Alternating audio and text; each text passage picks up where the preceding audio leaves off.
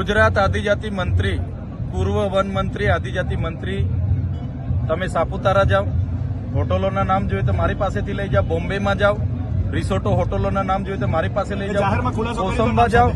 કોસંબા જાઓ, ત્યાં જ્વેલર્સના નામ જોઈએ તો મારી પાસેથી લઈ જાઓ. કરોડો રૂપિયાના આસામી બનીને આજે બેઠા છે, અને અમારા બાળકોના આજે આંગણવાડી નથી બની. કરોડો રૂપિયાના ભાજપના લોકોના બંગલાઓ બની ગયા, અમારા બાળકોની શાળા નથી બની. અમારા યુવાનો ભણી ગણીને આગળ આવ્યા ત્યારે એમને પેપર ફૂટી ગયું, નોકરી નથી મળી, અને અમારા યુવાનોને એ લોકો ગેરમાર્ગે દોરે છે. એટલે જ્યારે પણ અમારી સરકાર બનશે, અમે તમામ વિગતે અમે તપાસ કરાવીશું, અને એવા તમામ નેતાઓને જેલ ભેગા પણ અમે કરીશું. આપના પૂર્વ આદિજાતિ વન મંત્રી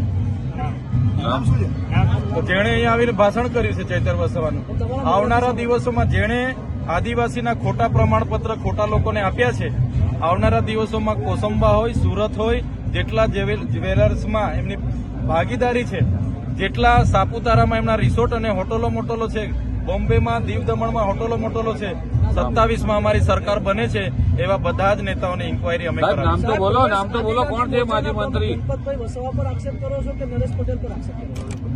એ તમને ડિટેલમાં આપું છું, અઠવાડિયું થોભો. આજે ખાલી ટ્રેલર છે, પિક્ચર હવે બીજી મીટિંગમાં તમને બતાવી દઈશું.